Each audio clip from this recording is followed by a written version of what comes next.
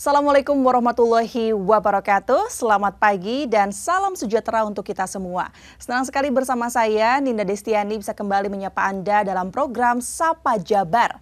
Episode kali ini kita akan membahas sebuah momen penting untuk merenungi sekaligus bergerak, yakni Hari Kebebasan Pers Sedunia. Di tengah arus deras digitalisasi, kecanggihan teknologi, dan derasnya informasi yang mengalir tanpa henti, kita dihadapkan pada tantangan baru dalam menjaga kebebasan pers sebagai pilar utama demokrasi. Tema kita hari ini adalah menjaga api kebebasan pers di era digital. Bukan hanya soal bagaimana wartawan bekerja, tapi juga bagaimana masyarakat, pemerintah, dan semua pihak merawat ruang informasi yang sehat, terbuka, dan bertanggung jawab. Untuk itu kita kedatangan dua tokoh penting dari dunia jurnalistik di tanah air, khususnya di Jawa Barat. Yang pertama adalah Kang Hilman Hidayat, Ketua Persatuan Wartawan Indonesia, dan Kang Ikhwan Sabaromli, Ketua Ikatan Jurnalis Televisi Indonesia Jawa Barat. Selamat pagi ya Kang Akang. Pagi. Sampurasun. Sehat sadayana? Sehat. Waduh, ini aku agak senior soalnya, khususnya kalau di Jawa Barat sama Kang. Ini sambil kita belajar lah ya nanti soal insan pers itu seperti apa begitu. Nah, kita juga kemarin sudah melewati terkait Hari Kebebasan Pers pada tanggal 3 Mei lalu ya, Kang ya. Gimana sih dari Kang Ikhwan dari JTI maupun juga dari Kang Hilman dari PWI maknai kebebasan pers bagi secara pribadi nih dari organisasi masing-masing? Siapa dulu? Senior dulu deh, Kang Hilman. Ya. Terima kasih. Terima kasih Teh Kang. Siap. Ya, kebebasan pers itu bagi saya pribadi itu adalah sebuah cita-cita ya. Dan di Indonesia ini cita-cita itu sudah diwujudkan oleh Pak Habibie dulu dengan adanya bonus Undang-Undang Pers nomor 40 tahun 99. Dan bagi organisasi itu penting karena apa? Kebebasan pers itu satu pilar terbangunnya sebuah demokrasi di Indonesia. Nah, yang dicita-citakan bangsa ini adalah demokrasi yang sehat. Nah, kalau sehat, persnya juga harus sehat. Pers sehat itu dia harus mempunyai kebebasan pers. Betul. Itu mungkin pendapat dari saya. Kalau dari Kang Ikhwan dari JTI Jawa Barat seperti apa nih? Mungkin momentum World Press Freedom Days mungkin jadi apa ya? Jadi sebuah keniscayaan lah bahwa kebebasan pers untuk jurnalis di Indonesia itu harus diupayakan. Karena IJTI sendiri mungkin merasa prihatin ya melihat kondisi kebebasan pers saat ini lah, karena ekosistem pers saat ini pun tantangannya sangat luar biasa Teh. Jadi mau nggak mau keprihatinan kami itu sangat tinggi lah untuk melalui fase ini gitu. Harapannya mungkin seperti itulah. Iya, tapi kalau memang betul ya, that's why makanya diadakan Hari Kebebasan Pers Sedunia bahkan ya Kang Akang ya, agar kemudian ini bisa kita teringat selalu ada insan pers di sini, ada peran yang sangat penting untuk demi demokrasi Indonesia gitu khususnya. Tapi kalau dari kacamatanya Kang Hilman dan Kang Ikhwan nih, saat ini seperti apa sih kondisi kebebasan pers di Indonesia, khususnya kalau di Jawa Barat seperti apa nih Kang?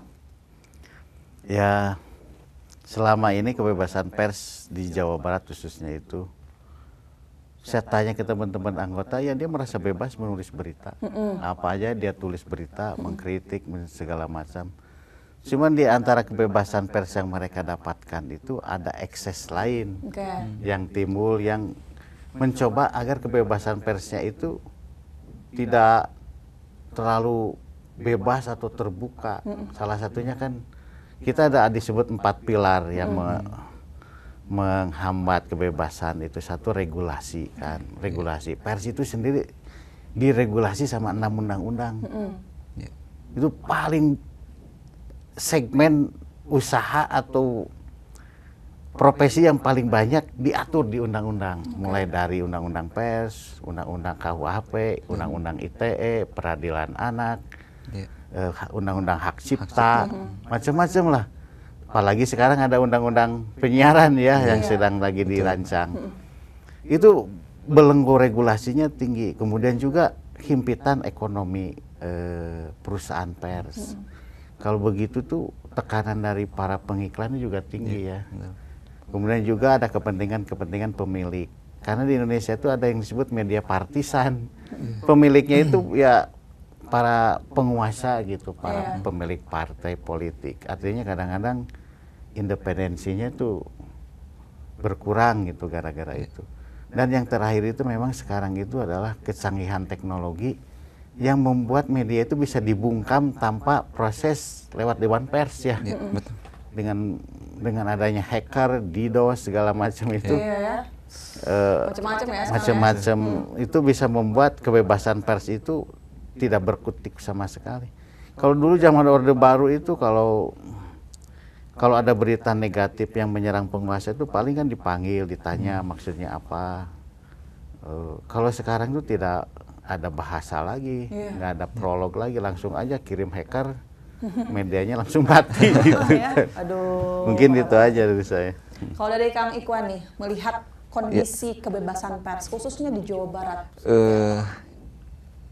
Kebebasan pers sendiri mungkin kalau teman-teman PWI mengikuti indeks kebebasan pers kemarin kan terlibat dalam hal itu. Mungkin sejauh ini kebebasan pers di Jawa Barat mungkin udah cukup baik lah ya, dibanding provinsi-provinsi lain.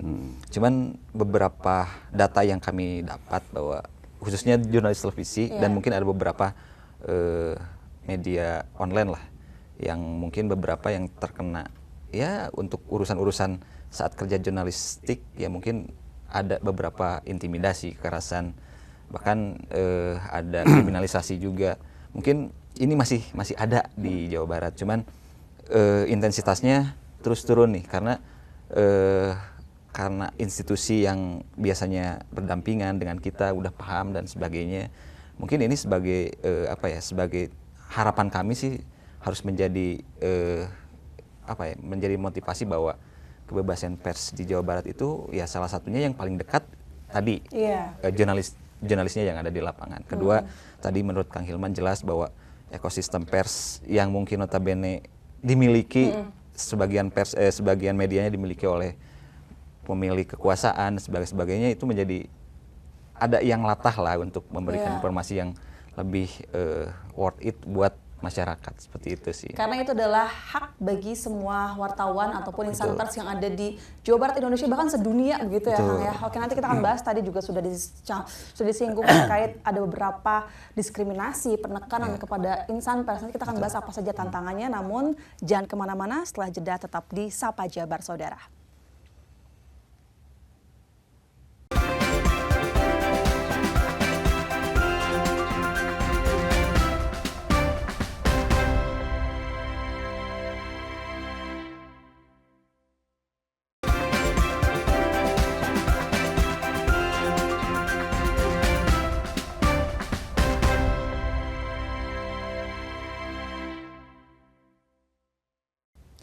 Terima kasih masih di Sapa Jabar Saudara, dan kita masih membahas terkait kebebasan insan pers di era digital bersama Kang Hilman dan juga Kang Ikhwan dari JTI dan juga dari PWI Jawa Barat. Nah Kang, kita lanjutkan kembali.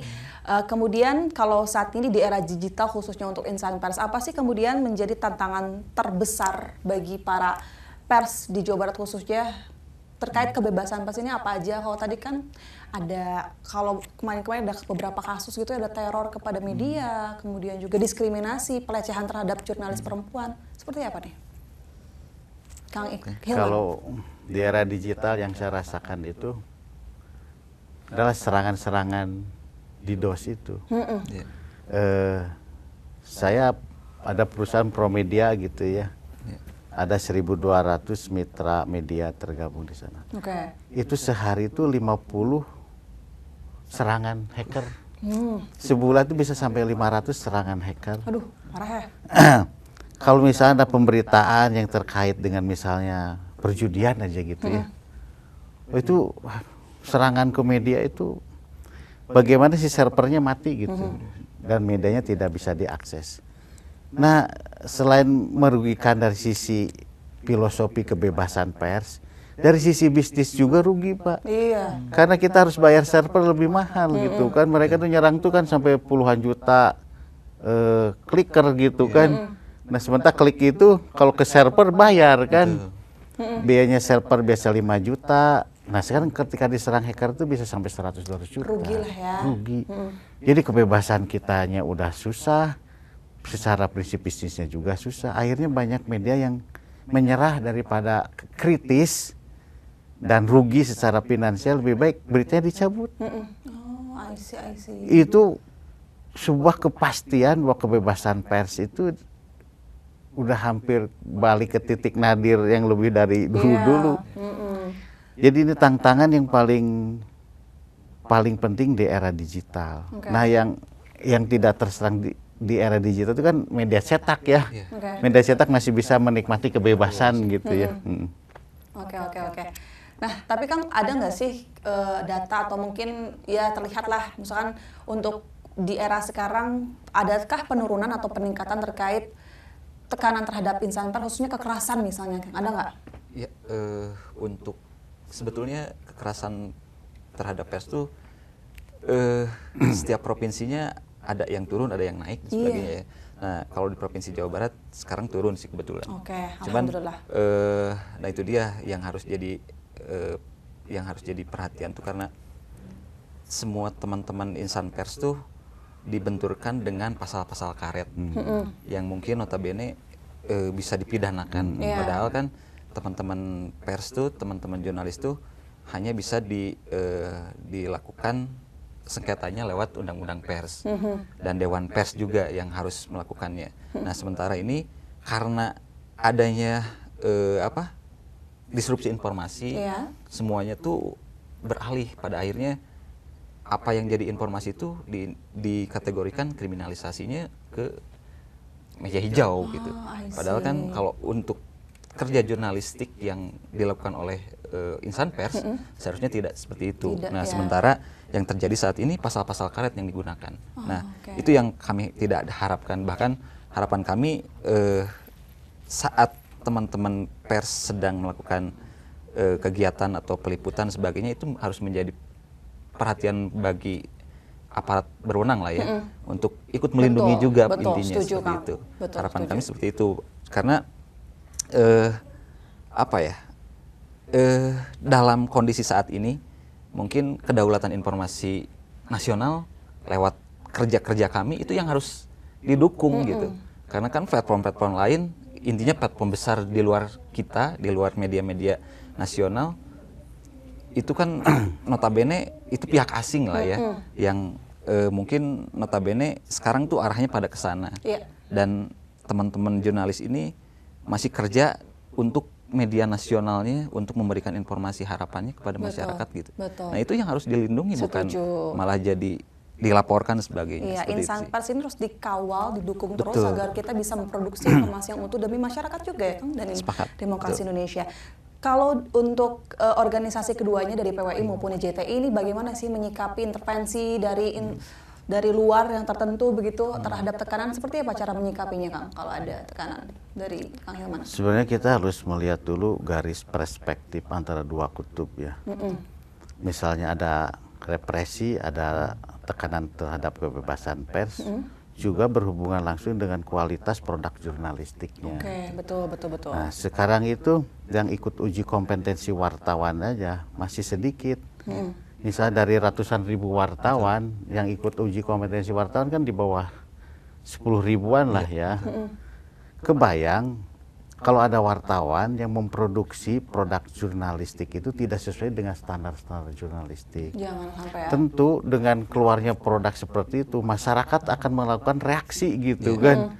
Misalnya ada berita fitnah, berita bohong, berita tidak balan, tidak check and recheck, tidak sesuai fakta dan data. Kadang-kadang sumbernya sumir.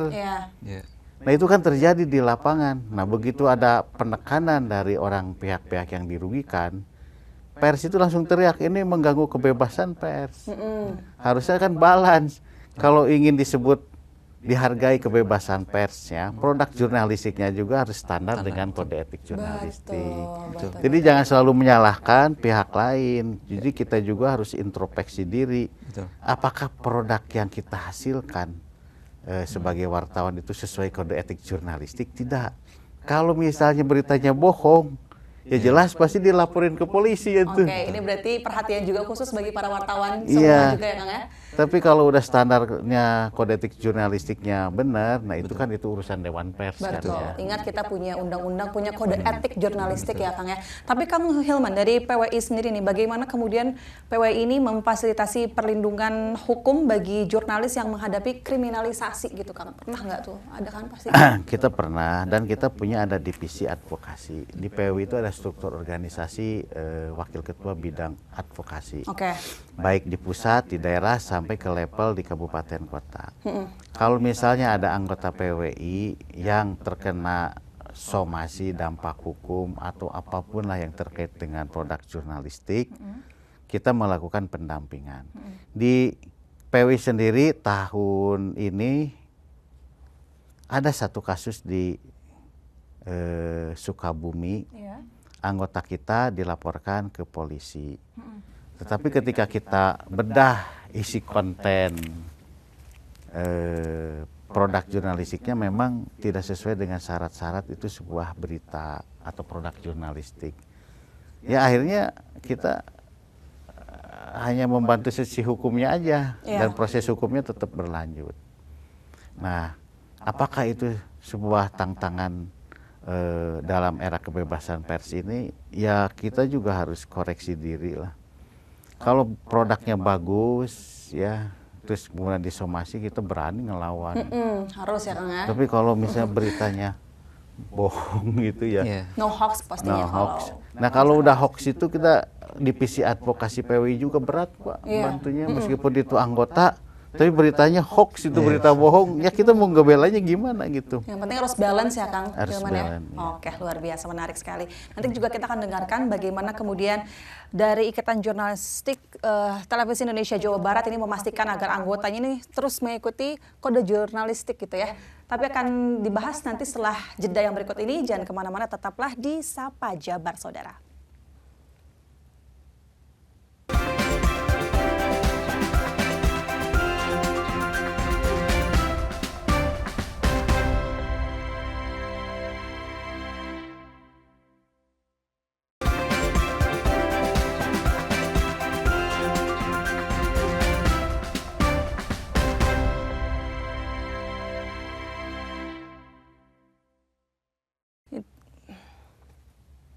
Kembali lagi di Sapa Jabar, Saudara, dan kita masih membahas terkait kebebasan insan pers bersama dari IJTI Jawa Barat dan juga PWI Jawa Barat. Nah, Kang Hilman, Kang Ikhwan deh sekarang ke Kang Ikhwan. Sekarang saya mau tanya, kalau dari jurnalistik televisi ini begitu, kalau dari IJTI sendiri ini bagaimana kemudian untuk memastikan anggotanya tetap menjunjung tinggi terkait etik jurnalistik nih Kang, dalam situasi seperti ini?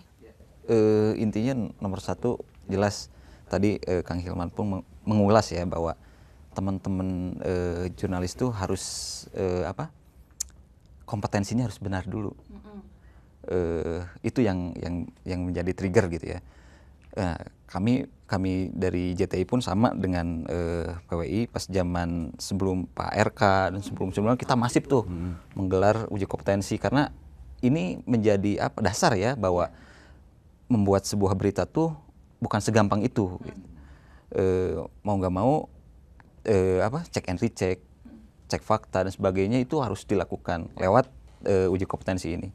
Setelah lulus mungkin itu menjadi dasar lah untuk seorang jurnalis itu bisa dikategorikan baik lah ya untuk membuat berita. Nah, selebihnya tadi bahwa teman-teman IJTI pun sama divisi advokasi itu terus hadir, bahkan terakhir kemarin ada kasus di Bogor, ya mungkin saat melakukan pengambilan gambar direbutlah kamera dan sebagainya. Mungkin kan itu hal-hal yang lumrah lah, karena jurnalis TV kan harus ada di TKP ya, mau nggak mau ngambil gambar, dan akhirnya tidak bisa terselesaikan di situ lah, karena ada aparat yang mungkin tidak senang dan sebagainya, dan akhirnya bisa meminta maaf kepada jurnalisnya dan sebagainya. Oke, berarti uji kompetensi wartawan itu sebuah edukasi dan pelatihan bagi para jurnalis ya, yang harus diikuti. Harus nggak Kang? Wajib nggak Kang? Wajib. Itu ketentuan. Siap, yang belum ikutan mangga ikutan ya teman-teman pers.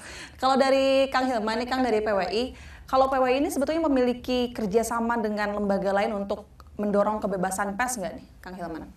Secara formal sih tidak ada ya kita, karena kebebasan pers itu bukan sebuah perikatan antar institusi, tetapi itu adalah filosofi gitulah dari sebuah rohnya kegiatan jurnalistik. Siapa yang bisa menjamin kebebasan pers gitu ya? Pers itu sendiri gitu dan masyarakatnya. Kalau masyarakatnya memang membutuhkan pers yang independen, ya itu bakal tercipta. Tapi kalau masyarakatnya seperti filosofi politiknya komunis gitu kan, jelas dia tidak mungkin mau ada kebebasan pers gitu. Seperti kami pernah berkunjung ke Vietnam, itu di sana tuh media itu ya manut aja ke pemerintahnya gitu. Kalau di Indonesia itu kan masyarakatnya dan pemerintahnya memberikan ruang yang cukup agar si media itu mempunyai kebebasan pers.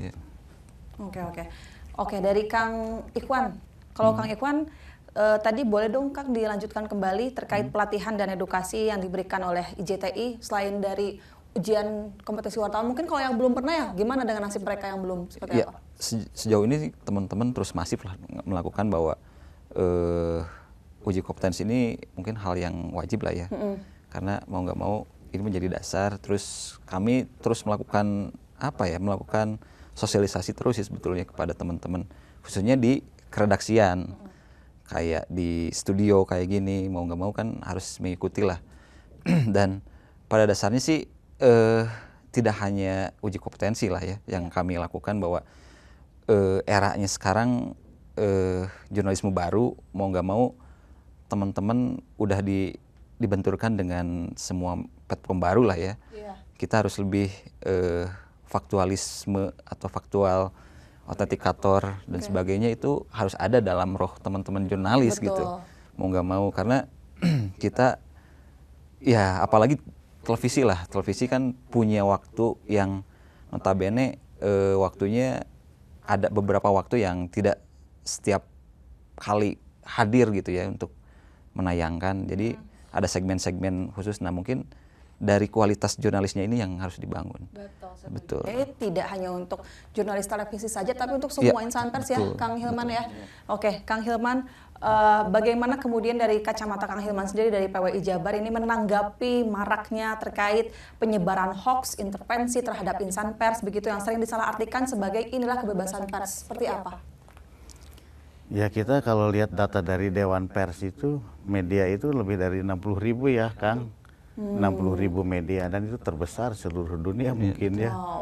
Nah, ada yang pihak-pihak yang sudah mendidik wartawannya dengan baik gitu ya, secara internal, atau ada yang dititipkan di organisasi untuk ikut uji kompetensi wartawan. Tetapi kan sebagian besar masih dia bekerja apa adanya gitu ya. Apakah dia ada pelatihan jurnalistik sebelumnya atau tidak. Kemudian pengawasan dari medianya juga bagaimana. Nah, dari posisi itu aja sudah rawan mereka tuh bikin berita bohong atau hoax gitu ya. Apalagi sekarang itu ada sistem bayar-bayaran gitu ya. Nyerang itu, nyerang ini, asal ada yang bayar, faktanya tidak sesuai. Itu sering terjadi di situ sekarang ini. Apalagi di Jawa Barat. Jawa Barat itu kan paling banyak Bu pengguna media, terutama online ya. Paling banyak. Nah, penyebaran hoaxnya paling tinggi juga di Jawa Barat ini. Karena infrastrukturnya itu bagus gitu ya. Kayak misalnya sinyal telekomunikasi juga udah paling maju lah ya. Paling maju lah. Nah, saya kasus kejadian misalnya di sebuah kota. Itu ada buruh pabrik logam, dia kena PHK. Sulit sekali dia cari kerja lagi, akhirnya dia jadi wartawan. Gitu. Udah ikut pelatihan jurnalistik enggak, ikut ini enggak, asal kerja aja. Ya bikin beritanya ketika dilihat juga tidak mencerminkan sebuah karya jurnalistik. Sayang sih, padahal nggak sembarangan ya Kang ya. Oke, betul. Tapi sebetulnya untuk mengawal insan pers ini juga bukan hanya tanggung jawab kami saja sebagai jurnalis, tapi ya Kang ada juga peran pemerintah. Kalau dari Kang Hilman, apa harapan Anda sih Kang terhadap pemerintah dan masyarakat dalam mendukung kebebasan pers yang sehat seperti apa? Ya, yang pertama komitmen dari para pihak seperti anggota DPR, pemerintah, segala macam untuk tetap mengawal bahwa Indonesia itu filosofinya kebebasan pers. bukan pers yang dikontrol gitu ya, dan bukan juga pers yang semau-maunya gitu kan. Kalau kita balik lagi ke teori pers kan ada 4 gitu ya.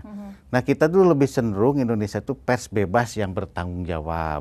Silakan bebas Anda menulis apapun, tapi sesuai kode etik jurnalistik dan harus bertanggung jawab gitu ke masyarakat. Karena pers kita tuh tidak bertanggung jawab ke siapa-siapa, tapi ke publik gitu ya, ke masyarakat umum.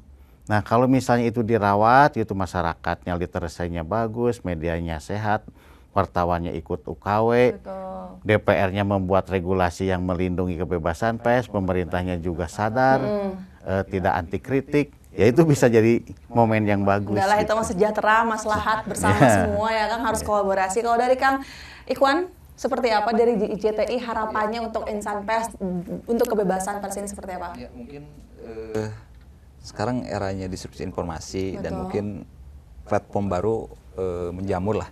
Dan kita mungkin ya era senjakala mungkin bisa dikategorikan, cuman kita tetap, karena ilmu jurnalistik itu nggak akan mati. Betul. Dan pada intinya apa ya, kalau harapan kami kepada pemerintah bahwa ini harus merawat lah bahwa kedaulatan informasi nasional itu ya lewat media-media yang ini gitu, yang ada di Dewan Pers. Harapannya itulah. Dan pada akhirnya ya mungkin oke lah kalau media platform lain secara vulgar dan sebagainya itu serampangan. Kami TV khususnya di situ ada KPAI, di situ ada KPID, di situ ada P3SPS, yang semua diatur di situ. Dan kami mengikuti hal-hal yang mungkin dikategorikan oleh negara ini tidak layak, karena kami pun punya etika untuk menginformasikan gitu. Nah sementara di media sosial atau di media lain sangat vulgar dan sebagainya, itu ya menjadi hal yang lumrah. Nah ini harus menjadi menjadi perhatian bahwa keberimbangan dan keberadilan yang harus dilakukan oleh pemerintah itu wajib turun gitu, pemerintah untuk itu gitu. Betul. Seperti itu. Pada akhirnya kebebasan pers ini bukan hanya untuk untuk jurnalis, tapi untuk warga masyarakat Indonesia juga. Iya, balik lagi untuk semua ya Kang ya. Oke, menarik sekali tentunya. Semoga pemerintah juga mendengar kemudian agar kita juga selamatkan perjuangan mereka para insan pers di seluruh dunia kalau bisa ya Kang ya. Dan semoga bisa masyarakat juga bisa kembali percaya kepada kita para insan pers. Itu dia saudara perbincangan kami bersama Kang dari PWI Jawa Barat, Akang Ilhaman Hidayat, dan juga IJTI Jawa Barat Kang Ikhwan. Hatur nuhun atas waktunya berbincang bersama Kompas TV, dan semoga bisa ngobrol lagi Kang. Semangat berjuang terus demi informasi yang sangat utuh dan media-media teman-teman. Salam buat yang lain Akang. Hatur nuhun teman-teman semuanya. Dan itulah episode kali ini mengenai kebebasan pers di era digital. Tentunya kita akan kembali lagi dan akan memberikan informasi yang lebih informatif di episode selanjutnya bersama saya Ninda Destiani, ada Kang Ikhwan dan juga Kang Hilman. Hatur nuhun, sampai jumpa. Wassalamualaikum warahmatullahi wabarakatuh.